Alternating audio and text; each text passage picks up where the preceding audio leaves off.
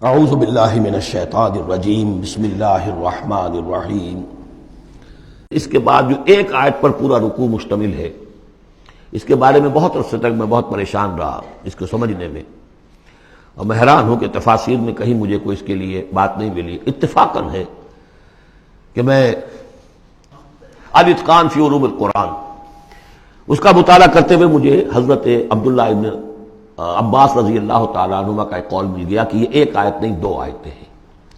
لیکن روایات میں بڑی تفاصیل آتی ہے، کوئی کہتا ہے یہ 8 مہینے کے بعد آیت آ گئی، قیام اللیل کا حکم جو 8 مہینے کے بعد ختم ہو گیا، کوئی کہتا ہے کہ یہ 1 سال کے بعد آئی، کوئی کہتا ہے 16 ماہ بعد آئی، کوئی کہتا ہے یہ آیت جو ہے یہ مدنی ہے، کوئی کہتا ہے 11 سال کے بعد، وغیرہ وغیرہ۔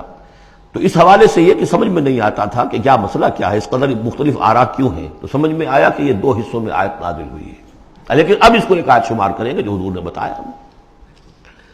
ان ربک یعلم انک تقوم ادنی من ثلثی اللیل ونصفہ وثلثہ وطائفۃ من الذین معک۔ اے نبی، آپ کا رب جو ہے جانتا ہے کہ آپ بھی کھڑے رہتے ہیں تقریباً 2/3 رات اور نصف رات اور رات کا تہائی حصہ، وطائفۃ من الذین معک، اور یہ کہ آپ کے ساتھ بھی جو جماعت ہے ان میں سے لوگ آپ کے ساتھ کھڑے رہتے ہیں۔ واللہ یقدر اللیل والنہار، اللہ تعالیٰ نے ہی رات اور دن کا ایک اندازہ مقرر کیا ہے، یہ مشقت زیادہ دیر نہیں جھیلی جا سکتی، لہذا علم ان لن تحصوہ، اللہ جانتا ہے، اس کے علم میں ہے کہ تم اس کی پابندی نہیں کر سکو گے۔ فتاب علیکم، تو اللہ نے تم پر نرمی فرمائی، شفقت فرمائی، رحمت کی نظر کی۔ فقرؤوا ما تیسر من القرآن، تو جتنا آسان ہوا کرے تمہارے لیے، میسر ہوا کرے، یسر آسان، اتنا رات کو پڑھ لیا کرو۔ علمان سے اب یہاں یہ آیت کا پہلا حصہ ہے کہ جو میرے خیال میں 1 سال بعد یا 11 ماہ بعد نازل ہو گیا، یعنی یہ کہ اب یہ پابندی کے کم سے کم 1/3، اور یہ کہ کوشش کرو کہ آدھی یا 2/3 پابندی ختم ہو گئی، جتنا کھڑا ہو سکتے ہو آسانی کے ساتھ۔ فقرؤوا ما تیسر من القرآن، بقیہ حصہ جو ہے یہ میرے نزدیک بالکل ہجرت سے متصل قبل نازل ہوا ہے، وہ 11 سال والی روایت اس حصے پر ہے۔ عالم ان سیکون منکم مرضی، اللہ کے علم میں ہے کہ کچھ لوگ ہوں گے تم میں سے جو مریض ہو جائیں گے، ان کے لیے ممکن نہیں ہوگا قیام اللیل۔ وآخرون یضربون فی الارض یبتغون من فضل اللہ، اور لوگ ہوں گے زمین میں سفر کرنے پر مجبور ہوں گے اللہ کے فضل کی تلاش میں۔ وآخرون یقاتلون فی سبیل اللہ، اب یا تو یہ حصہ مدنی ہو سکتا ہے جس میں لفظ قتال کا ذکر آ رہا ہے، یا یہ کہ بالکل ہجرت سے متصل قبل، اور لوگ ہوں گے جو اللہ کی راہ میں قتال کریں گے۔ جب قتال کریں گے دن بھر کی مشقتیں ہوں گی، تو اب رات بھر کھڑے رہنا، 2/3 رات کھڑے رہنا تو ان کے لیے ممکن نہیں ہوگا۔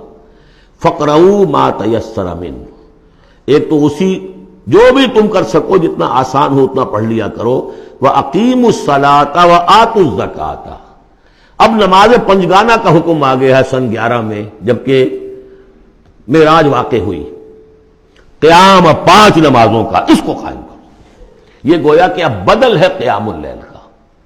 رمضان کا معاملہ مستثنیٰ رکھ دیا، 11 مہینے وہ ہے، رمضان اس کام کے لیے ہے کہ یہ شہر رمضان الذی انزل فیہ القرآن، یہ قرآن کے ساتھ اپنے تعلق کی تجدید کا مہینہ ہے۔ یہاں قیام اللیل ہے، جیسا کہ آیا اس خطبے میں بھی جو حضور کا خطبہ نقل کیا ہے حضرت سلمان فارسی نے، جعل اللہ صیامہ فریضۃ وقیام لیلہ تطوعا، اللہ نے اس کا روزہ رکھنا تو فرض کر دیا، وہ تو سب رکھیں گے، مزدور ہے، اینٹ ڈھوتا رکھنا ہوگا، اس لیے کہ یہی لوگ ہوں گے جنہیں جنگ میں بھی جانا پڑے گا کہ نہیں، یہ سختیاں نہیں جھیلیں گے، تیار نہیں ہوں گے، سرد و گرم چشیدہ نہیں ہوں گے تو کیسے جائیں گے۔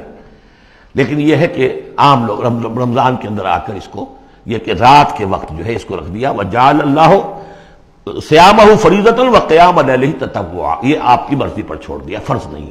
حضرت عمر نے اس کا یہ کیا کہ ایک حصہ تو ایسا کر دیا کہ کوئی بھی شخص محروم نہ رہے، چلے 1 گھنٹے کے اندر وہ تو ہر شخص ہی سن لیا کرے، لیکن ان کا سننا یہ تھا کہ حسب الخزت بد الغیظت، جو بھی قاری پڑھ رہا ہے وہ سمجھ رہے ہیں، ہمارے ہاں وہ سننا ہی سننا رہ گیا، باقی سمجھ تو ہے ہی نہیں، زیرو ہے۔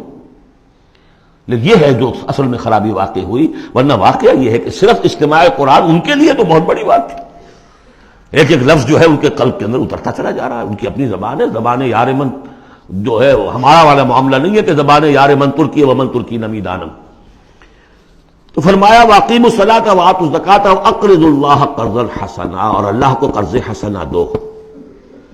وما تقدموا لانفسکم من خیر، اور جو بھی تم آگے بھیجو گے اپنی جان کے لیے، اپنے فائدے کے لیے جو خیر بھیجو گے، تجدوہ عند اللہ، اسے موجود پاؤ گے اللہ کے پاس۔ کس حال میں؟ ہوا خیرن، وہ بہتر ہوگا اس سے جس حال میں کہ تم نے بھیجا تھا اللہ کے پاس۔ وہ 700 گنا ہوگا، وہ کس نوعیت کا ہوگا؟ خیرن، اس سے بہتر ہوگا جو تم نے دیا تھا۔ وَأَعْظَمَ أَجْرًا، اور اجر کے اعتبار سے بہت بڑا۔ وہ مال تو دے گا ہی تمہیں 700 گنا کر کے لوٹا کر دے گا، لیکن اس کے علاوہ اور اجر دے گا اپنے فضل سے، اپنے پاس سے۔ بستغفر اللہ، اور استغفار کرو اللہ سے۔ ان اللہ غفور الرحیم، یقیناً اللہ غفور اور رحیم ہے، بخشنے والا ہے اور رحمت فرمانے والا ہے۔ صدق اللہ العظیم۔